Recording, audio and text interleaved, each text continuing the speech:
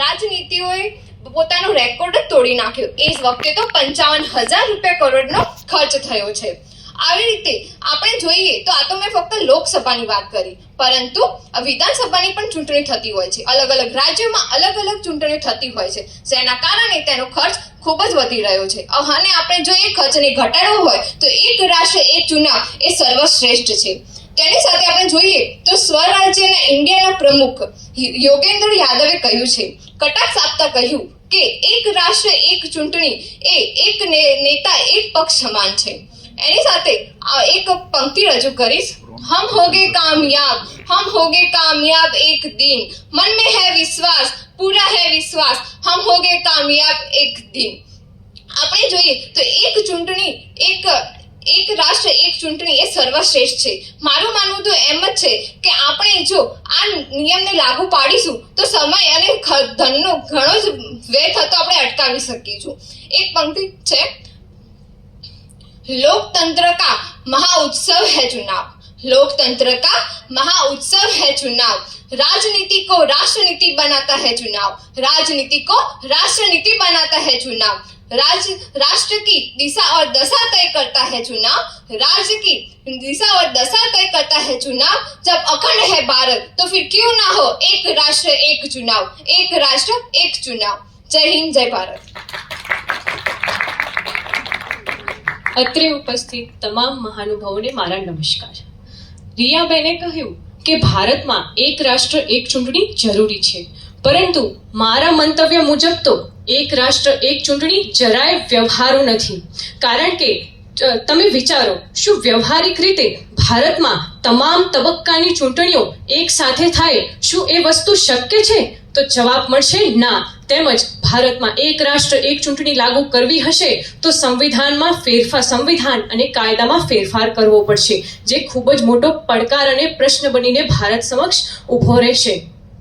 તેમજ ભારતની અર્થવ્યવસ્થાને પણ ખૂબ જ મોટી અસર થશે અને ભારતનું લોકતંત્ર પણ ભાંગી પડશે.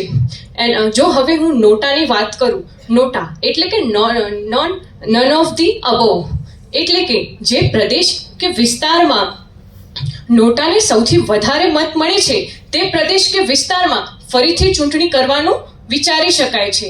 પરંતુ જો એક રાષ્ટ્ર એક ચૂંટણી લાગુ થશે તો શું આ વસ્તુ શક્ય બનશે?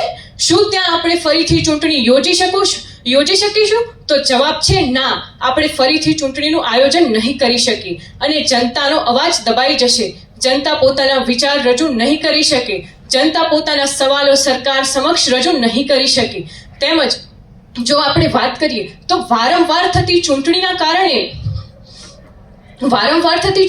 કારણે જનતાને પોતાના નેતા બદલવા અને યોગ્ય નેતા પસંદ કરવાનો એક અનુમતિ મળે છે અને તેમને એક તક મળે છે કે તેઓ પોતાના માટે યોગ્ય નેતા પસંદ કરી શકે, પોતાના માટે યોગ્ય સરકાર પસંદ કરી શકે.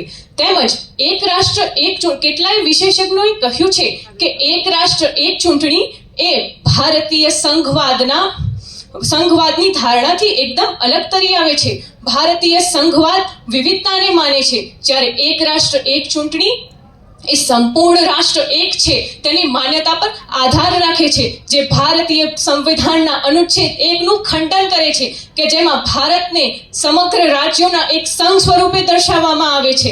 તેમજ જો ભારતમાં એક રાષ્ટ્ર એક ચૂંટણી લાગુ થશે તો રાષ્ટ્રીય પક્ષો પ્રબળ બની જશે અને રાજ્ય પક્ષો તેમના પગ નીચે કચડાઈ જશે, રાજ્યોની શક્તિ તેમનાથી છીનવાઈ જશે, રાજ્યોનું અસ્તિત્વ જ નહીં રહે.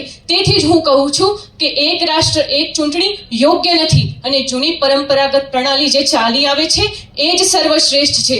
જો ભારતમાં એક રાષ્ટ્ર એક ચૂંટણી લાગુ થશે તો ભારતની તમામ વિધાનસભાઓ ભંગ કરવી પડશે, જે બંધારણમાં એક મોટું સંકટ ઊભું થશે.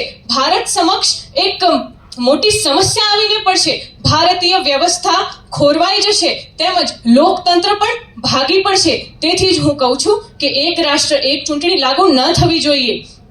જો ભારતમાં એક રાષ્ટ્ર એક ચૂંટણી લાગુ કરવી હોય તો સંવિધાનના અનુચ્છેદ 83, 85, અનુચ્છેદ 172, અનુચ્છેદ 174 અને 356માં સંશોધન કરવા પડશે. અને 2018માં તો સુપ્રીમ કોર્ટે પણ ચુકાદો આપ્યો હતો કે જો અનુચ્છેદ 172 અને અનુચ્છેદ 356માં સંશોધન કરવું હોય તો અડધાથી વધારે રાજ્યોએ તેના પર સંમતિ દર્શાવવી પડશે. શું આવું શક્ય છે? વ્યવહારિક રીતે વિચારો તો જાણવા મળશે કે આવું શક્ય નથી. આ તો માત્ર કલ્પનાઓ છે જે આપણે વિચારી રહ્યા છીએ. તેમજ ભારતમાં ચૂંટણી કરવા માટે ઇલેક્ટ્રિક વોટિંગ મશીન અને વીવીપેટનો ઉપયોગ થાય છે. તો વિચારો, ભારતની લોકસભા અને તમામ વિધાનસભાઓની ચૂંટણી એક સાથે થશે તો વિચારો કેટલા પ્રમાણમાં વધારે મશીન્સ બનાવવા પડશે, ખર્ચો કેટલો વધી જશે, સમય કેટલો વધી જશે. તેથી જ હું કહું છું કે સમય અને ખર્ચનો જો બચાવ કરવો હોય તો એક રાષ્ટ્ર એક ચૂંટણી જરાય યોગ્ય નથી અને જે જૂની પરંપરા ચાલી આવે છે એ જ શ્રેષ્ઠ છે. હવે અંતે એક જ વાત કહીશ, હમ युवा है, ये जिम्मा हमारा है, देश के विकास का महल हमें बनाना है. मात्र एक ही है तमन्ना, देश में जागरूकता को जगाना है. हम कर सकते हैं. ये एतबार, ये विश्वास खुद पर जगाना होगा. ये एतबार, ये विश्वास खुद पर जगाना होगा. अस्तु. जय हिंद, जय भारत. ખૂબ સરસ, thank you. Vijaynagar arts college, Vijaynagar.